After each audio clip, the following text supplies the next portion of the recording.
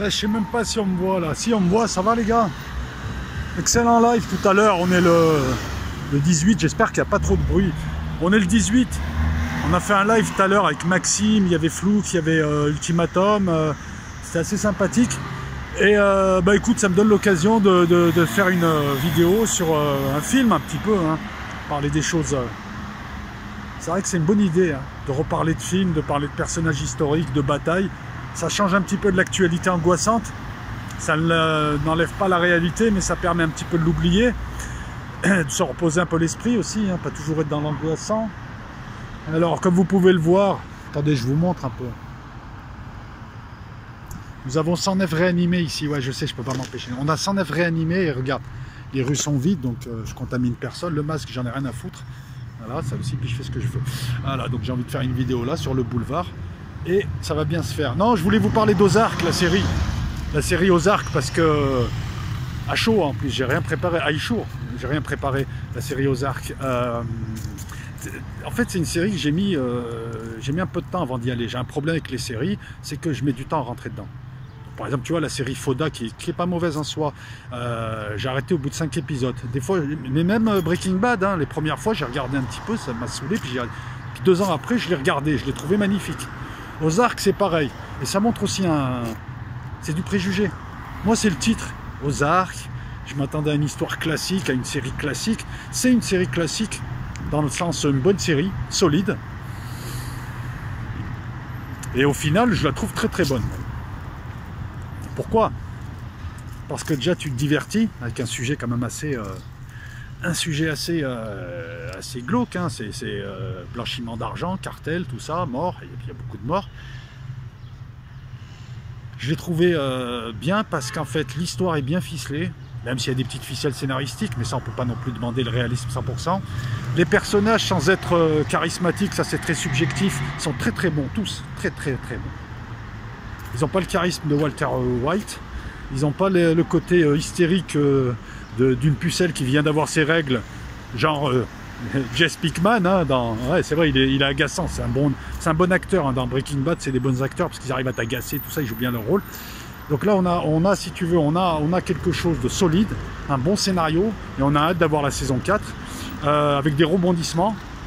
Tu ne t'attends pas toujours à ce qui va arriver, et puis voilà, quoi, qu'est-ce que tu veux que je te dise d'autre? Les personnages sont tous très bons. Certains t'agacent plus que d'autres, mais c'est le but, hein.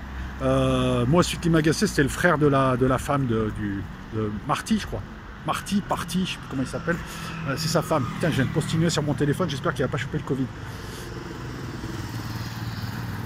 Quand tu te penches un peu plus sur le... C'est fort quand même de faire ça dans un lieu tout paumé du Missouri. C'est pas mal, tu vois, cette confrontation mafia, cartel, type qui gravite autour, dans l'Amérique rurale profonde, avec d'autres habitants. C'est assez bien fait quand même finalement. Hein. Ça ne finit pas en shérif, fais-moi peur. Non, en fait, Ozark, c'est un mélange dans l'ambiance de Twin Peaks, la série, et de Breaking Bad. Le type qui garde son sang-froid et qui essaye de gérer dans l'urgence, avec ou sans sa femme, tout un tas de choses, et notamment la gestion du blanchiment d'argent, sinon les cartels mexicains vont lui faire la peau, etc. etc. On a l'impression, alors je suis content, parce que moi je pensais que la série allait se finir à la 3e saison, et je pensais qu'il allait tout de suite signer avec le FBI. On a l'impression que ça se finira comme ça, mais peut-être pas. Moi je m'attendais pas à ce que... Alors là je vais balancer un petit peu ce qui se passe dans la série. Bouge-toi les oreilles. Voilà, tu t'es bouché les oreilles, tu m'entends pas? Non? Ok. Donc je m'attendais pas à ce qui tue la girafe, l'avocate. On dirait une girafe un peu, on dirait une ancienne basketteuse. C'est vrai, j'ai trouvé ça marrant. Je m'attendais pas à ça. Ouais, moi celui qui m'emmerdait c'était l'autre là, mais on dit qu'il est mort, mais j'ai l'impression qu'il sera pas mort, parce qu'on l'a pas vu. Je pense qu'il va revenir en 4e saison et qu'on va finalement s'apercevoir que Marty a dû négocier avec Nelson, le tueur à gages, pour faire semblant, faire croire à la mort du frère de la femme. J'ai du mal avec les noms, les prénoms, les noms des acteurs, je les connais pas, mais je cherche pas à les connaître. Tout ce que je sais, c'est que j'ai passé une très très bonne... Je l'ai vu tout d'un coup, pas la première fois, la 2e fois. Les 3 saisons. Je rappelle aussi, je le dis amicalement à ceux qui pensent que Netflix, c'est pas Netflix qui ramollit le cerveau. Si tu as le cerveau ramolli, il est ramolli. Voilà, moi Netflix, quand je vais regarder des séries, je suis très très select et en plus j'analyse. J'ai pas l'impression, bien au contraire, ça m'alimente dans ma réflexion ces séries. Donc non, Netflix ne rend pas con. Si tu es con au départ, tu seras toujours con. Si tu es intelligent, tu le seras toujours. Netflix participe au divertissement. Voilà, lorsqu'on parle de séries Netflix qu'on va donner aux lobotomisés, parce qu'ils sont déjà lobotomisés. Les séries Netflix peuvent aussi te donner des idées d'émancipation. Ça peut aussi t'amener à réfléchir. C'est toujours pareil, on est toujours affaire à de l'intelligence finalement, que ce soit un film, un problème mathématique, une expérience scientifique, tu prends des faits, tu vois les liens qu'il y a, t'en dégages, après analyse, t'en dégages quelque chose que tu peux replacer dans une structure plus grande de manière synthétique. Une analyse de film vaut une analyse de statistiques, quelque part. Après, moi, j'ai pas envie de te faire une analyse cinématographique parce que je ne le connais pas du tout. Tu vois, les angles, les prises de vue, c'est bien filmé. Il aurait pu faire ça sur 2 scènes, sur 3 scènes, avec un cul-de-jatte, sans cul-de-jatte, tout ça. Avec le Covid, il aurait pu filmer tout ça. Oui, tu vois, là, il y a les ombres, il y a le clair-obscur, tout ça. Moi, mais ça, je connais pas. Ça m'a pas gêné. Ça a un manque, hein. Ça me permettrait d'affiner plus mon analyse. Mais moi, ce que je retiens, c'est l'histoire. Comme j'écris aussi, l'histoire, je la trouve bien parce que c'est pas évident, en fait, de faire une bonne histoire. On a épuisé tous les sujets, on les a épuisés, réépuisés, on les a usés les sujets, c'est toujours les mêmes dizaines de thèmes. Là c'est quoi? Si on te dit au départ c'est une famille urbaine, le mari est expert comptable, il blanchit de l'argent d'un cartel et il se retrouve emmerdé finalement puisque apparemment son associé a volé de l'argent, il se retrouve donc à blanchir de l'argent de plus en plus, il décide de s'enfuir et surtout il décide de s'enfuir, non, puisqu'il décide surtout d'aller dans un lieu paumé où on rencontre des gens du coin qui est aussi, celle qui me fait rire c'est Calamity Jane. La fermière du coin, là, avec son fusil, je ne sais plus comment elle s'appelle d'ailleurs. Hélène, je crois, non? Je sais pas. Enfin, vous voyez de qui je parle, hein, elle a tué son mari, elle tue tout le monde, elle. Ça, j'adore, ça. Voilà, donc c'est pas mal. Ouais, c'est un mélange de Twin Peaks, avec des gens bizarres, mais ils sont pas aussi bizarres qu'à Twin Peaks. Ils sont pas aussi déjantés. Ils sont presque. Mais ça donne cette ambiance-là, et puis Walter White. C'est Walter White, mais à la campagne. Cartel mexicain à la campagne. Qu'est-ce que tu veux que je te rajoute d'autre? Pas grand chose. Pour l'instant. C'est vraiment à froid là que je te la fais. C'est après live là. On est après live. Deuxième chose, Happy. La série Happy. Alors la série Happy c'est pareil. C'est une fausse série d'enfants. Peut-être un peu trop sexualisée à mon goût. Hein. Toujours. Alors maintenant ils sexualisent en mettant des. Enfin bon, c'est assez bizarre comme truc. Mais la série Happy j'ai adoré. On dirait une série d'enfants parce qu'ils sont quand même un peu caricaturaux les personnages. Comment il s'appelle le taré qui fait des émissions pour enfants? Ah je sais plus. Mais moi j'aime bien j'aime bien le type. Sa fille, tout ça et tout. C'est bizarre comme série parce que tu as l'impression que c'est l'esprit de Noël, c'est les séries qu'on regarde des jeunes, fantastiques. Mais bon en même temps c'est glauque, c'est du faux, c'est une fausse série de jeunes. Hein. Non, c'est plus une série d'adultes, mais avec le côté Noël, le côté fantastique, le côté... c'est assez marrant. Et même les personnages qui semblent surjouer le font volontairement. Tu vois Blue, par exemple, qui est très bien. Bon, des fois, tu dis, on dirait un méchant pour dessin animé ou pour gosse de 14 ans. Tu as l'impression d'être dans Gulli. Et c'est quelque part, c'est du grand art d'arriver à retranscrire cette émotion, ce jeu, dans une série. Tu sais pas où elle part, en fait. Hein. Ah, comment il s'appelle? Nicky quelque chose, Nicky Sachs, le père, et le méchant, il y en a toujours, enfin il y en a deux là, parce que tu as le Blue qui est Orcus aussi en même temps, tu as les sœurs sorcières, tu as la grand-mère, tu as... Je ne vais rien révéler de la série, mais la série Happy, voilà, accrochez-vous, pendant 2 épisodes, et après vous verrez, ça glisse tout seul. C'est les 2 séries actuellement qui sont pas trop mal. Qu'est-ce que j'ai vu encore? Bon, je regarde South Park en boucle, parce que Garrison, il me fait rigoler, dans son personnage de Trump, à 21e saison, il me semble, ou 20e saison. Qu'est-ce que j'ai vu encore de pas trop mal?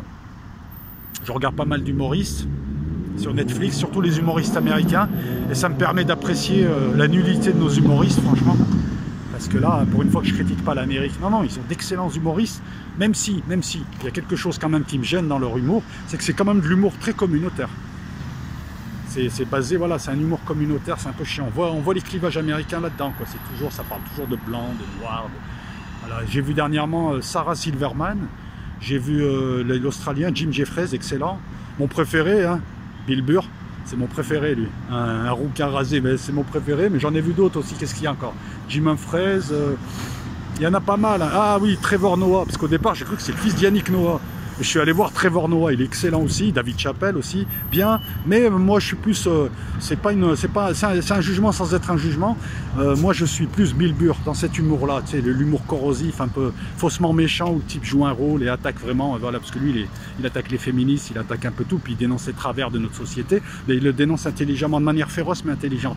Ça j'ai trouvé ça très bien, parce qu'il y a très peu d'humoristes qui...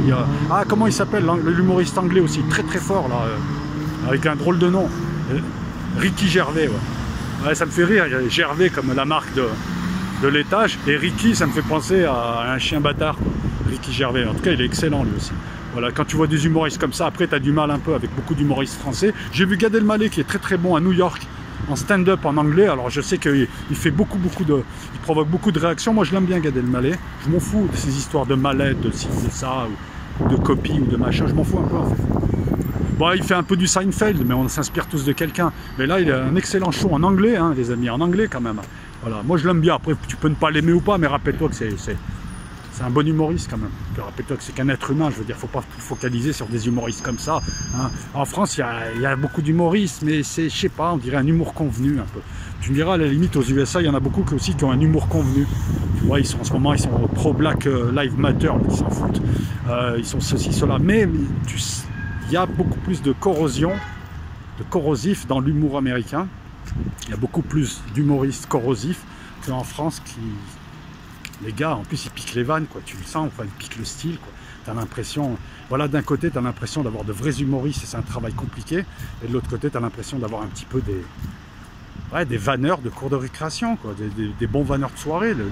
Même peut-être pas des bons vanneurs, d'ailleurs. Peut-être tu n'as même pas envie d'inviter ces types à un banquet. Tu sais, on invite toujours... ou tu es toujours invité aussi dans un banquet parce que tu es un bon client. On sait qu'avec 3 verres dans le nez, tu vas commencer à sortir des vannes, à être grivois, à rigoler un peu, pas méchamment, tu te gères aussi et tout. Ben eux, je sais pas si je les inviterais, moi, les humoristes français à table, parce que tu as l'impression de connaître déjà les vannes à l'avance qu'ils font. Ils sont des vannes très convenues, très genre je suis un gentil garçon un peu provoquant. J'aime pas trop, je préfère l'humour corrosif de Bill Burr qui dénonce un peu toutes ces hypocrisies et ces conventions sociales. Ça c'est pour les humoristes. Qu'est-ce que je pourrais te dire encore? Parce qu'il y a des séries, mais bon, il y a beaucoup de séries sur Netflix, mais il n'y en a pas forcément des très bonnes. Happy, je t'en ai parlé. Ozark, je t'en ai parlé. Ozark citoyen. Ça me fait penser à ça, je sais pas pourquoi. Qu'est-ce qu'il y aurait d'autre? Des séries de merde. Oh, je sais pas, Big Bang Theory. Oh, la série, oh. Et à la fin, ils finissent tous en couple. Putain, la série bien dans les conventions. Non, Big Bang Theory, j'ai regardé, mais j'ai du mal, quoi. Parce que moi, j'aime bien dormir avec du son. Je me mets des conférences, des trucs comme ça, et des fois, je mets des séries. J'ai que le son, je dors. Je regarde pas. Je me couche de l'autre côté, et boum. Mais Big Bang Theory, je peux pas. Ça sent les gentils garçons, bien avec des blagues de geek. Mais même si t'es un geek, tu rigoles pas tellement sans téléphoner. Et puis bon, on a compris, ça va, c'est des surdoués qui sortent toujours des trucs bien convenus sur la science et machin et trucs et tout. Voilà, tu veux une série comme ça. Si t'aimes bien, je te respecte. Hein. Moi, j'aime pas cette série du tout. Et je l'ai regardé quasiment en entier. Enfin, pas en entier, parce qu'au bout d'un moment, ça tourne en rond. J'ai regardé The Good Place une seconde fois, parce que je me suis aperçu que le type avait mis beaucoup de signes kabbalistiques et de signes comme il y a 322 personnes dans chaque village. Alors c'est marrant parce que c'est l'informatisation du paradis, donc on rentre encore dans l'histoire de la cime, tout ça. Mais honnêtement, The Good Place, t'as Eleonore, ça peut aller, t'as Shidi, ça peut aller, Michael, lui, je le trouve sympathique, mais Jason et comment elle s'appelle, la Tahani, ils sont lourdingues. Puis la juge, elle est lourdingue. Si ça vous fait rire, je vous respecte, mais moi je les trouve lourds, pas marrants. Des blagues, ouais, des blagues de centre-ville. Donc The Good Game une seconde fois, pour essayer un peu de comprendre ce qu'ils essayaient de faire passer, puis surtout l'aspect philosophique des choses. Le côté bien convention, il faut parler de tout, il faut parler des droits des gays, il faut parler de ceci. Ils t'ont fait. Il y a 40 ans, il y a 30 ans, ils auraient fait la même série, elle ne serait jamais mise avec un black. Aussi stylé qu'il est, voilà. Donc moi ce qui me gonfle, c'est ces séries qui véhiculent l'opinion dominante et qui veulent te forcer à quelque chose.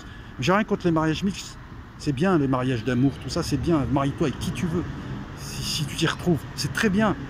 Mais je n'aime pas qu'on te force à faire quelque chose par effet de mode, et des gens qui auraient même pas calculé un black il y a 25 ans ou 30 ans, maintenant par effet de mode veulent se marier avec un black. juste parce que par effet de mode, c'est inquiétant. Même si ça va dans le bon sens, c'est très bien, les gens se rendent compte, se mélangent, ne font pas attention à leur couleur de peau, à toutes ces conneries qui divisent. Je n'aime pas quand on force les gens à quelque chose. C'est comme le type qui se forcerait à faire du bien pour dire que c'est un mec bien, alors que c'est pas un mec bien, puisqu'il y a une intention derrière. The Good Place, ok. Bah écoute, on refera une petite vidéo rapide sur ces séries-là, et rappelle-toi deux choses. C'est juste mon avis. Et je respecte les gens qui ont un avis contraire et qui adorent ces séries. Je pense qu'il doit y avoir aussi 10 000 raisons pour adorer ces séries. C'est un avis, c'est subjectif. C'est en fonction de nous, de notre caractère, de ce qu'on attend, etc. Donc autant toi, tu vas aimer The Good Place, tu vas adorer Big Bang Theory parce qu'elle a du succès. Tu vas pas trop aimer Ozark et voilà, c'est à toi d'eux. Donc je préfère que tu me mettes en commentaire le pourquoi tu n'as pas aimé ou pourquoi tu as aimé, plutôt que ça parte en passionnel, mais tu dis n'importe quoi, mais c'est Martin Scorsese, il y en a un qui m'a sorti, c'est Martin, je m'en fous de Martin Scorsese. Dis-moi plutôt toi, pourquoi t'aimes bien, pourquoi t'aimes pas, pourquoi tu me rejoins sur ça, pourquoi tu penses que là c'est beaucoup mieux, pourquoi tu penses que c'est pas un humour de geek, je préfère les humoristes français parce que ceci, cela, ça nous fera tous avancer. La bise à toutes et à tous, et puis je vais aller me promener tranquillement, sans masque, à la Rayad. T'as vu cette coupe un peu de... J'ai pas une coupe de prophète un peu?